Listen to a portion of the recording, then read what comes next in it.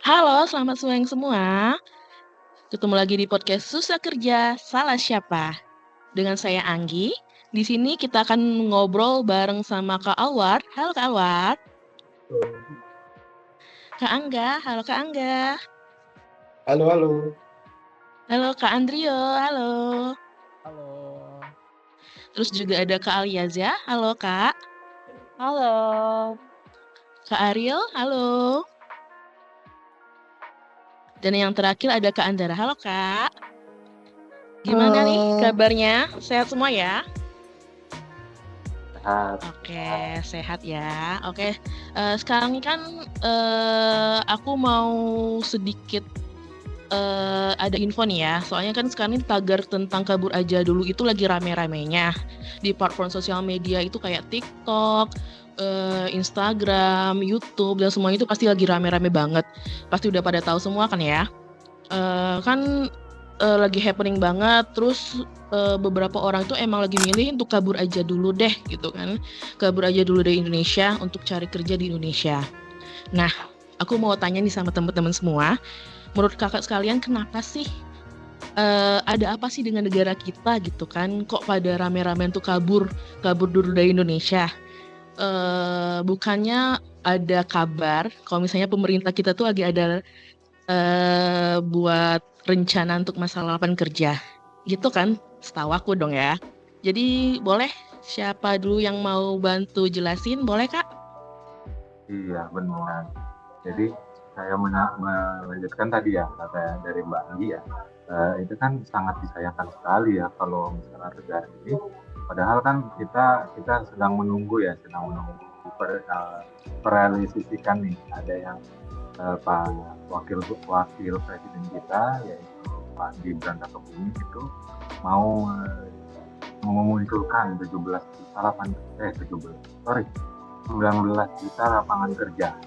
Nah, dengan ini quotes-nya beliau ya, jika agenda hilirisasi, pemerataan pembangunan, transisi energi hijau, ekonomi kreatif, UMKM bisa kita kawal, insya Allah akan terbuka 19 juta lapangan kerja untuk generasi muda dan kaum perempuan gitu, ujar Bapak beliau.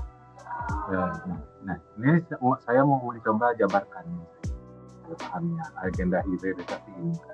Kita mengolah sumber daya alam kita, karena kita Indonesia ini sumber daya alamnya kaya sekali. Jadi kita berusaha mengelola, kita yang ambil, kita yang olah. Nah, di otomatis kan kita ada pengolahan itu, kita menciptakan lapangan kerja baru. Kalau di pabrik-pabrik misalnya hasil tambang. Dan setelah kita olah kan kita harus ekspor impor yang lebih banyaknya. Jadi itu ada lagi tuh lapangan kerja untuk mengekspor mobilisasi produk-produk itu tersebut. Nah, itu masalah kita ini untuk sumber daya ya. Terus selanjutnya itu transisi energi hijau. Energi hijau yang katanya 5 juta dari 19 juta tersebut itu mau diarahkan ke situ. Kalau saya yang pahami, karena saya juga pernah di Jakarta gitu kan. Di Jakarta itu sudah mulai go green karena di sana polusinya kan sangat wow sekali gitu kan. Jadi panel-panel surya, green building itu sudah mulai dilakukan di sana. Nah, itu saya beberapa tahun lalu di Jakarta. Nah, sekarang kan udah banyak tuh kota-kota besar juga yang sudah mulai, apalagi kan namanya pemimpin kita sudah mendorong itu seperti itu gitu. Nah, jadi di situ kita ada tenaga kerja baru yang berkompeten dalam bidang ini. Kan kita juga insan PU, kita termasuk insan PU juga di bagian di Dirjen Cipta Karya kan ada tuh teknik lingkungan. Nah, itu dibutuhkan tuh inovasi baru, kayak teknologi ramah lingkungan itu sendiri. Selanjutnya ekonomi kreatif. Gampangnya nih, kita anak-anak muda, kita tahu nih, kita di sosial media, kita lihat konten-konten fashion, kuliner, film, bahkan game yang selalu berkembang gitu. Nah, di sini orang-orang yang berpotensi di bidang IT, berpotensi di bidang konten kreator itu bisa gitu menunjukkan ininya dia. Apalagi kalau saya dulu itu sering melihat itu startup itu memang sudah mulai gitu di Jakarta, startup yang memang butuh banyak orang gitu. Kita kan udah banyak lulusan kita yang memang ada berbakat di IT gitu kan. Nah, siapa tahu di Jakarta nanti kita bisa ada Silicon Valley gitu loh, seperti yang di Los Angeles. Nah, selanjutnya lagi kita nggak usah, kita dari tadi saya ngomong yang di luar kota-kota besar terus nih. Nah, kalau kabupaten gimana gitu kan, yang paling susah ini kan kalau kabupaten. Nah, di sini tadi disebutkan itu di UMKM adalah UMKM yang memang di situ wilayah itu punya sebuah ada produk-produk yang mereka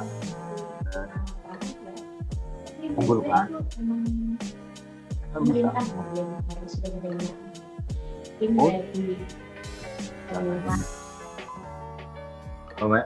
memajukan UMKM tersebut, dan kita contoh aja satu UMKM itu kita bisa 20 orang di satu kabupaten seluruh Indonesia, itu 1000 UMKM saja udah banyak membantu untuk perputaran ekonomi. Nah, poin-poin ini kalau dijalankan secara sinergi antara kementerian, lembaga, dan swasta, ini program ini akan sangat baik sekali.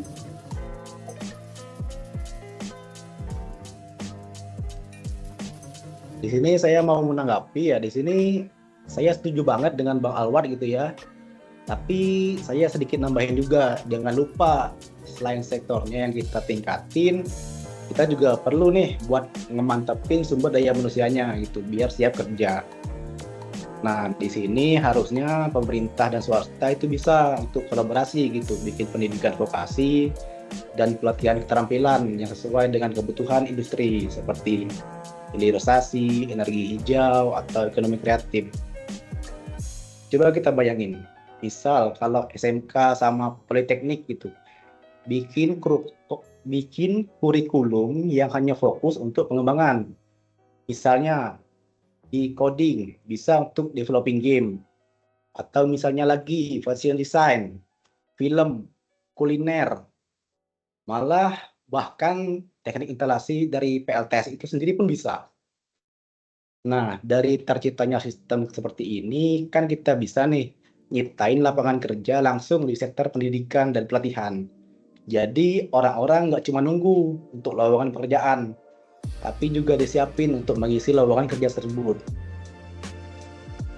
Dan juga misalnya kalau kita berbicara di sektor pariwisata, kita juga bisa fokus pada pemberdayaan komunitas lokal gitu, seperti UMKM.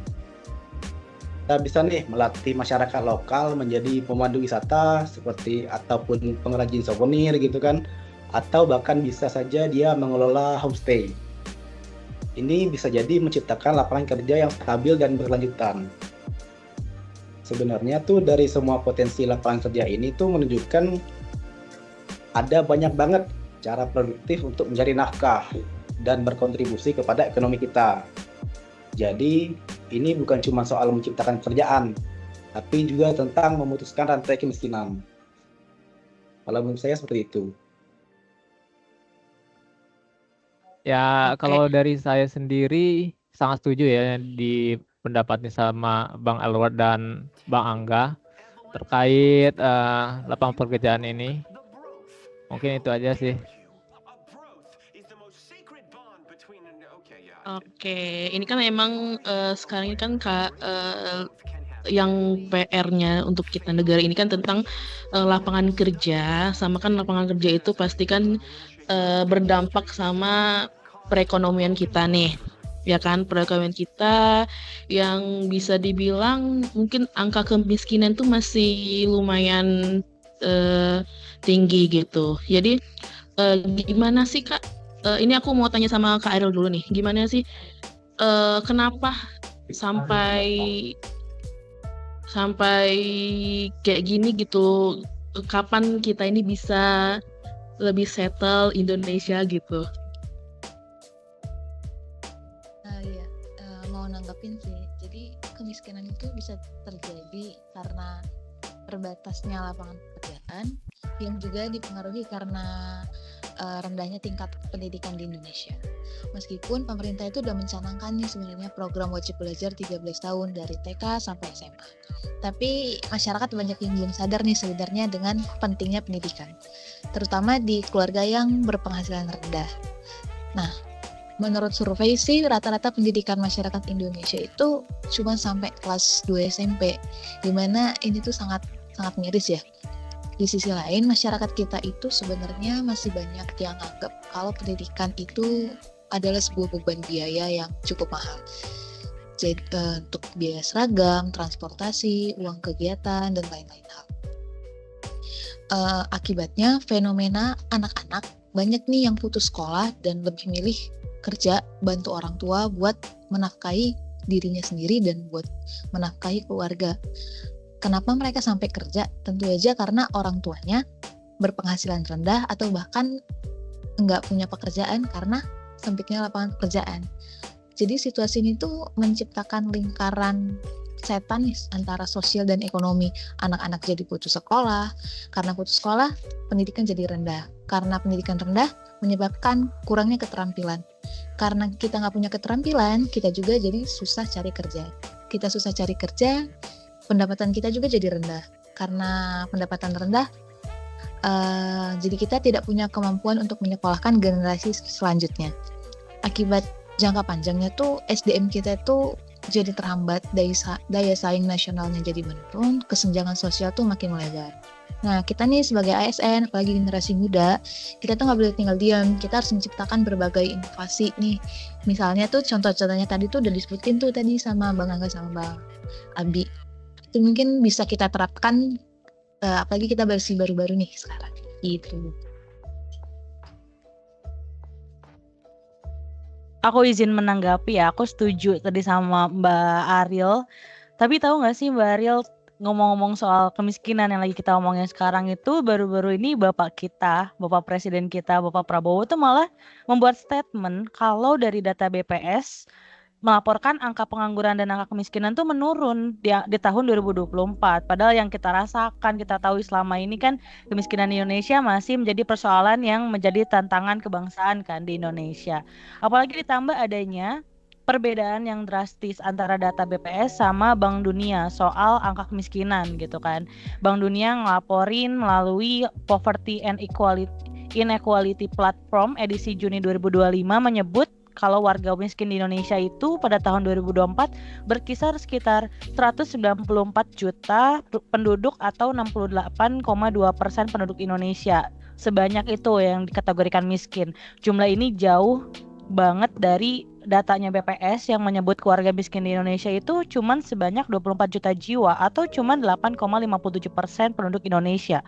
Kok bisa jauh banget ya? Padahal selisihnya tuh harusnya kan sama ya kalau misalkan sama-sama menghitung angka garis kemiskinan, tapi ternyata ada perbedaan cara menghitungnya. Jadi kalau BPS itu ngitung garis kemiskinan menggunakan standar nasional berdasarkan kebutuhan dasar hidup termasuk makan dengan 2.100 kalori sehari. Di tahun 2024 garis kemiskinan nasional ditetapkan sekitar Rp550.000 per orang per hari atau cuman Rp18.000 per orang per harinya, itu termasuk makanan dan kebutuhan sehari-hari.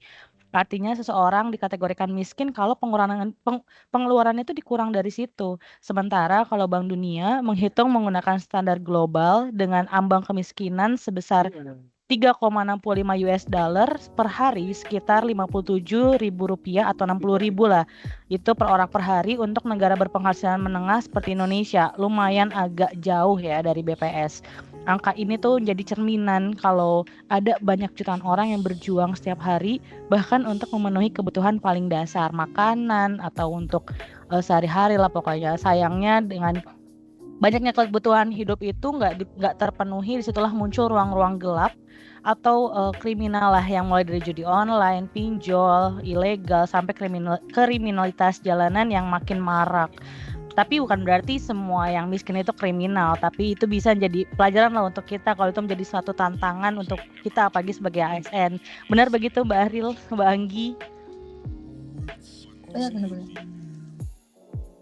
Tadi saya mau menanggapi Mbak tadi masalah Mbak Alisa kan ngomong tentang angka kemiskinan. Angka kemiskinan yang bedanya BPS dan apa tadi yang Anglia ya. Anglia kalau menurut saya pribadi itu tidak bisa juga dijadikan standar karena kan biaya hidup ini ada sama biaya hidup di luar kan beda. Kalau mereka di istilahnya bilang tadi sehari itu 50.000, di sini sehari 50.000 itu udah dapat tempe berapa istilahnya kan seperti itu gitu loh. Dan memang kalau saya yang saya istilahnya saya masuk di otak saya itu memang bersambungnya seperti ini. Kemiskinan itu ke statement ke Mbak Alisa tadi, Mbak Ariel tadi, itu kemiskinan yang membuat orang-orang malas sekolah, orang-orang malas ini. Nah, kalau menurut saya sih sekarang ini kan emang lagi ada program juga ya, apalagi saya yang lagi diperbantukan gitu kan, ke Direktorat Jenderal Prasarana Strategis yang ada program sekolah rakyat. Nah itu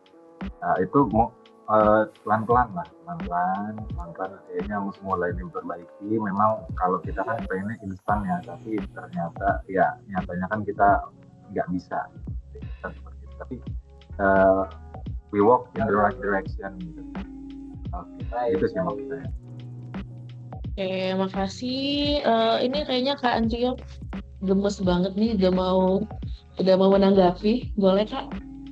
Membicarakan kemiskinan dan mencari jalan pintas untuk mendapatkan penghasilan lebih, kita khususnya di Indonesia ya, kita tidak bisa terlepas dengan isu judol atau judi online.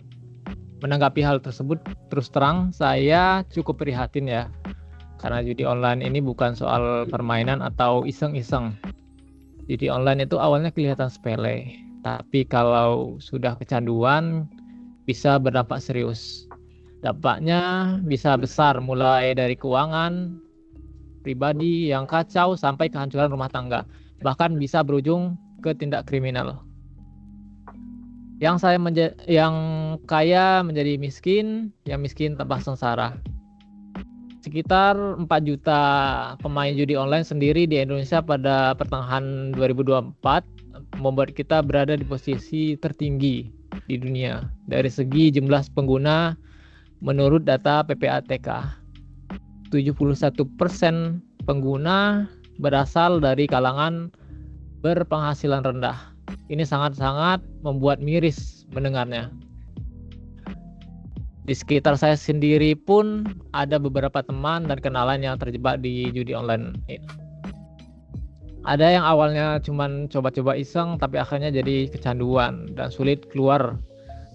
Pengalaman saya, ada juga yang meminjam uang ke saya ya, dan juga harus berbohong untuk meminjam uang itu sendiri karena mereka udah nggak ada uang lagi. Dan apa kelanjutannya bisa kita tebak, mereka tidak bisa mengembalikan apa yang sudah mereka pinjam. Itu bisa menjadi masalah karena bisa membuat hubungan menjadi retak. Dan yang paling aneh itu banyak dari mereka sebenarnya orang-orang pintar, rajin, dan juga punya pekerjaan tetap. Intinya judi online itu bukan jalan cepat menuju kaya, tapi justru jalan pintas menuju kemiskinan. Kita bisa kehilangan uang, waktu, kepercayaan, bahkan masa depan. Semua dalam waktu yang singkat. Semakin lama dibiarkan, semakin dalam lubang yang digali.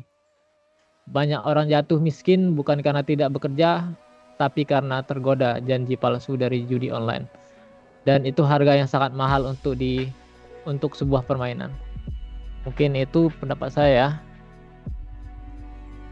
Terima kasih. Oke, izin menanggapi ya. Bener banget apa yang Mas Andrio bilang. Judi online ini nih kelihatannya emang seru dan nawarin iming-iming uang cepat. Dari luar orang bisa berpikir bahwa ini tuh cara instan untuk dapat uang yang besar. Tapi faktanya sistem judi, apalagi judi online, memang dirancang supaya pemain lebih sering kalah daripada menang. Algoritmanya sengaja dibuat untuk membuat orang ketagihan. Ketika menang sedikit, pemain merasa ingin main lagi. Tapi saat kalah, mereka terjebak keinginan untuk balikin yang modalnya. Akibatnya uang bisa habis tanpa terasa Banyak orang yang awalnya cuma iseng main pakai sisa gaji atau uang jajan, tapi lama-kelamaan rasa penasaran berubah jadi kebiasaan. Saat saldonya udah habis, mereka mulai nekat pinjam uang, menjual barang berharga, bahkan sampai terjerat utang yang besar. Ini yang bikin judi online ini benar-benar merasakan. Bukan cuma buat pemainnya, tapi lingkungan sekitarnya juga. Yang bikin judi online yang makin ngerinya ini, aksesnya tuh gampang banget. Anak-anak muda, bahkan remaja bisa ikut-ikut. Kalau mereka udah kecanduan sejak dini, dampaknya bisa panjang. Malas sekolah, mental instan ingin cepat kaya, bahkan bisa terjerumus ke hal-hal yang lebih negatif. Gak cuma itu. Judi online juga memberikan efek yang besar ke pemerintahan dan negara. Maraknya judi online mendorong angka kriminalitas dan masalah sosial yang ujung-ujungnya harus ditangani aparat penegak hukum. Negara ini harus mengalokasikan lebih banyak anggaran untuk penindakan, rehabilitasi, dan kampanye pencegahan. Belum lagi perputaran uang di judi online sering larinya tuh ke pihak-pihak ilegal atau sindikat internasional yang berarti potensi pajak hilang dan dana negara malah bocor ke luar negeri. Akibatnya judi online juga gak cuma merugikan diri sendiri ataupun lingkungan sekitar, bahkan dampaknya lebih luas lagi. Gitu sih. Oke, untuk pembahasannya emang sangat ini ya, kalau 30 menit ini kayaknya agak, kalau misalnya bicara tentang lapangan kerja, kemiskinan, apalagi namanya judul ya. Jadi kalau untuk ditarik kesimpulan, penanggulangan kemiskinan ini membutuhkan strategi yang lebih menyeluruh, kolaboratif, dan berkelanjutan dengan melibatkan pemerintah pusat dan daerah, sektor swasta, serta partisipasi aktif masyarakat. Tujuan akhirnya adalah menciptakan keadilan sosial dan memastikan bahwa pertumbuhan ekonomi benar-benar dirasakan oleh seluruh lapisan rakyat Indonesia. Terus untuk cari kerja Indonesia emang penuh tantangan, tapi tetap semangat, tetap belajar, dan ingat, pekerjaan bukan hanya tentang gaji, tapi juga tentang harga diri, pengakuan, dan kesempatan untuk hidup lebih baik. Saya Anggi, terima kasih sudah mendengarkan podcast Susah Cari Kerja, Salah Siapa?